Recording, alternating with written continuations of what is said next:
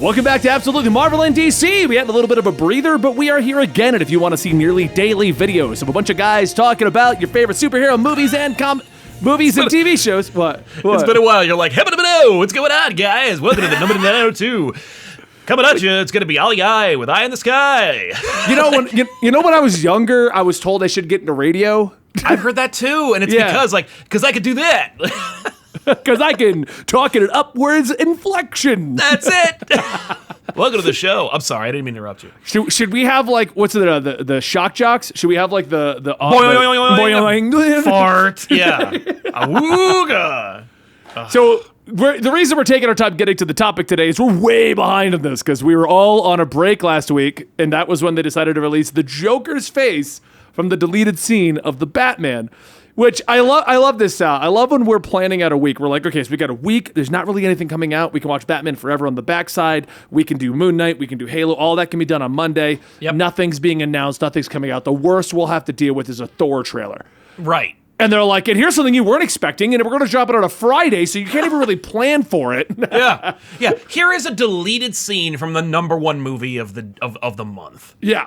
And it's Batman. And it's the Joker! It's the biggest Batman villain in the biggest Batman movie, and it's happening for no reason on Twitter. Here you go, I guess.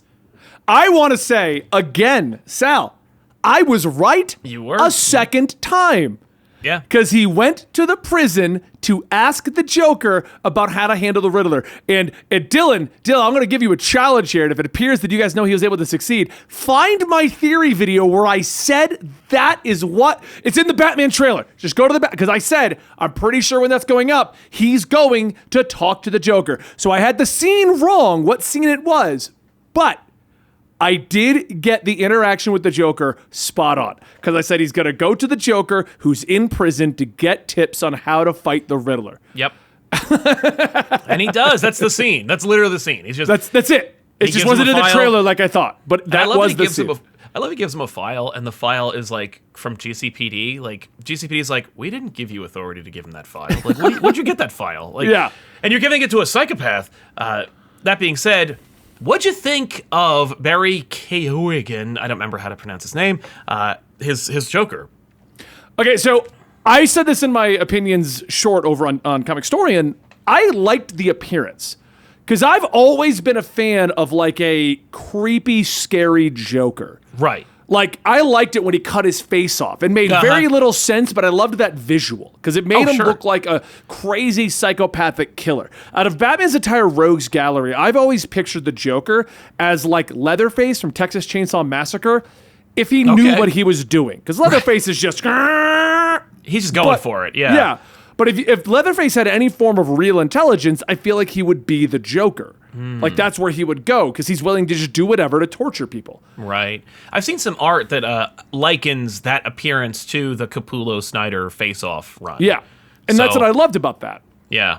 So I loved this appearance, this creepy idea. His hair's all over the place. His teeth are just gone and messed up. Yeah. He's got scars all over. Not the smile, not the Glasgow smile. The actual just all over the place scars. I like that. Yeah. I thought there was a close-up of his mouth where I'm like, oh, it's Lee Bermejo's Joker. Like, that's where they went with it. And I was like, that's kind of cool. I also think it does a really good job of separating from the Jokers we know. Completely. Yeah. Because you didn't... Because as soon as we said that they were going to be a Joker, and I was like, well, they're not going to make it look like Joaquin Phoenix. No. So you'd have to go to the extreme opposite. Yeah, because Joaquin Phoenix Joker just puts makeup on, and Heath Ledger's Joker has the Glasgow smile, as you called it. Michael Keaton's Joker, or Jack Nicholson's Joker, that bleached face, actual white face, and Heath Ledger or Jared Leto's Joker, who cares? It was the gangster, but he's easy because he's got like gold teeth and damage on his forehead. Right, and I guess he is bleached as well. So yeah, he's also bleached. But he has damaged across his forehead, so I can't take anything seriously. Yeah. I liked the scene. I like it. I'm a big fan of like movies, and I like deleted scenes, and I was a big connoisseur of the special features elements on DVDs when they were a thing. And so I love looking at like deleted scenes as like a microcosm, as like look at that thing that used to be in the movie that I'm glad isn't in the movie, and that's what I think about this scene, where I'm like, that's cool as a video I watched on Twitter and not as a scene that was in the movie. I would have liked it because I really liked Robert Pattinson as Batman in that scene. Like, that is Batman and the Joker interacting in like an Arkham setting, which is something I've always wanted to see, and that's really cool that they did it. But there's so much about that movie that I like, irrespective of the Joker, and I still feel like it's just an excuse to put the Joker in the movie. Like, I don't think it really is important to any of it. I mean, I like his appearance. I like the idea that Batman went to go see him. The scene itself, I felt, was unneeded. It was just simply an Easter egg. He doesn't really get anything out of it. Like, no, he's just like, like jokingly, the Joker kind of gives away what Riddler's doing. Right. But like not even intentionally, he's just talking. Like I didn't feel like the Joker said that consciously to be like, I know what's going on in here. I'm giving you all the answers. I felt like it was just Joker being Joker. Also, while I like the idea that he went to talk to the Joker, the way that Barry, I can't pronounce his last name, but neither. Keoghan, the way he portrayed the Joker, that did not strike me as an intelligent Joker that I would go get advice from. Without knowing the story that led to Batman capturing the Joker, this just looks like he caught a psychopath and now wants advice from the psychopath. What?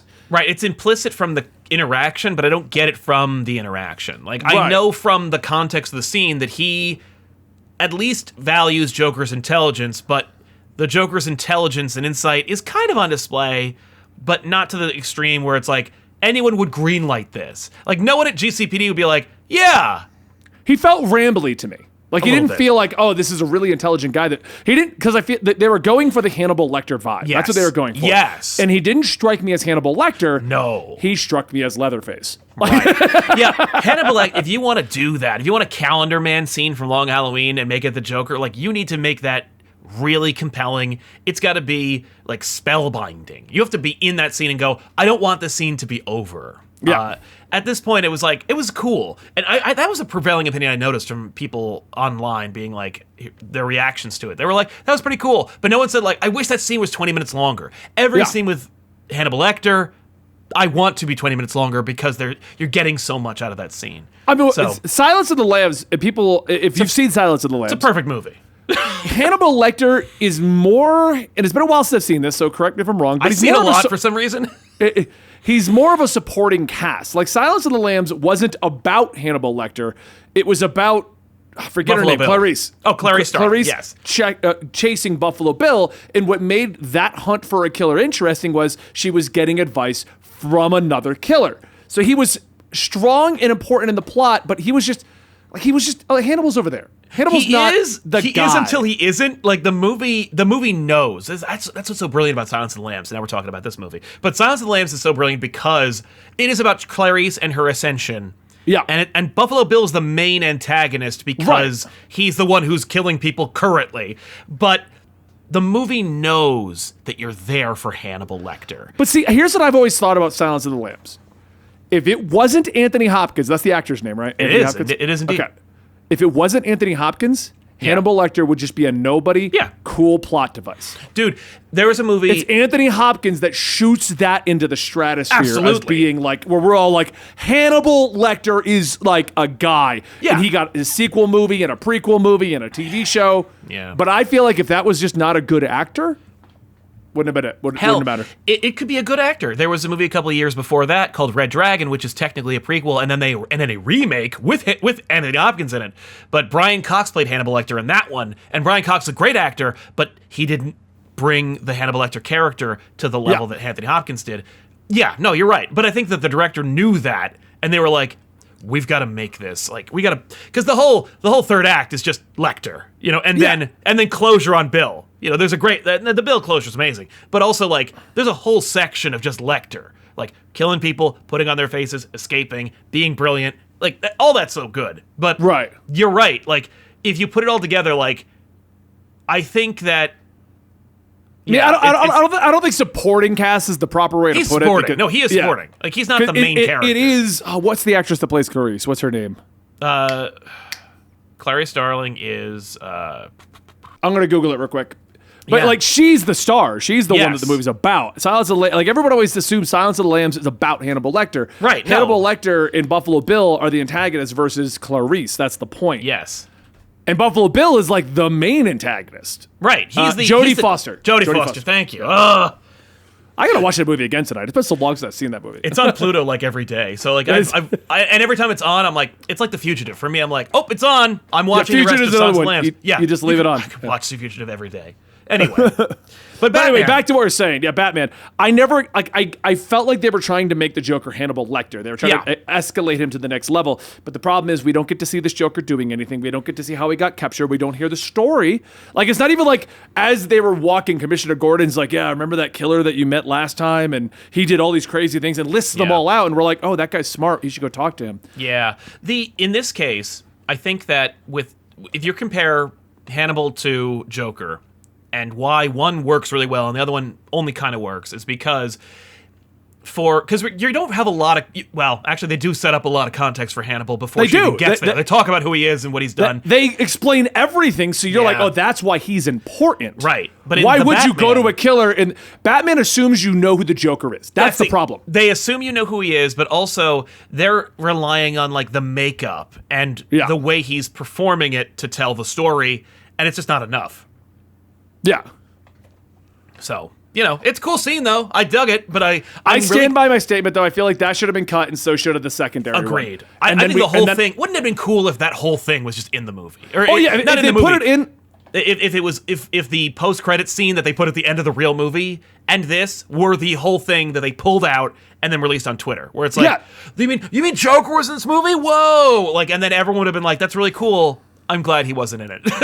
What I would have preferred, if we're going to do this, because everyone's like, well, I don't want Joker in the second or third movie. And I agree. I think we've had too much Joker oversaturation. He has his own movie franchise practically going at this point. That's true. Like, they're talking sequels. I wouldn't doubt that WB's been like, how many spin-offs can we make? Can we do a Harley Quinn movie? Solo, dark and gritty. Like, there's no way 3 Jokers was not a conversation they've already had. Oh, well, there are 3 Jokers right now, so. Yeah. But what I would like to see, those scenes, they don't exist.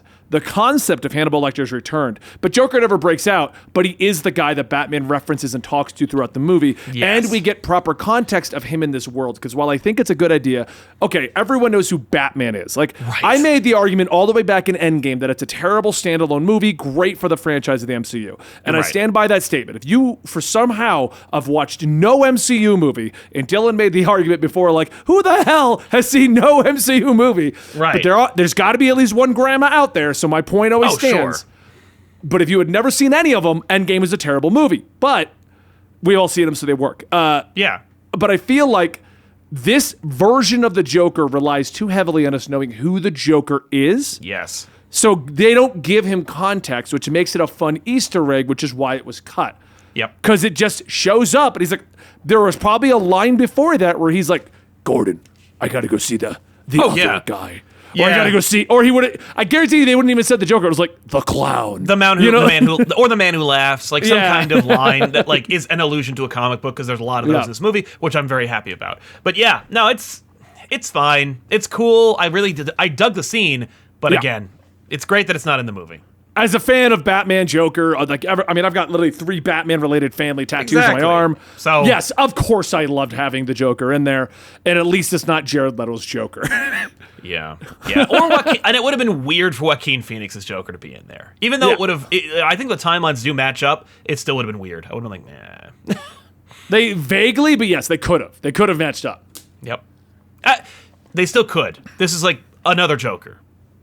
Anyway. I mean, they've made 3 Jokers, so I don't doubt that there has been the 3 Jokers discussion. No doubt. Why do I feel if they were to make the 3 Jokers movie, and maybe this will be a whole video in itself, it would open with like Jared. You know how in the comic one Joker dies immediately? Yes. Jared Leto. Jared Leto immediately. And after Morbius, I think he'll take the job. But yeah.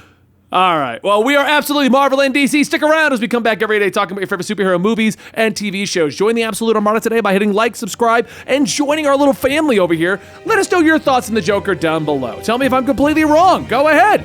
I mean, it's fine. I got tough skin. I don't read the comments. I don't read the comments.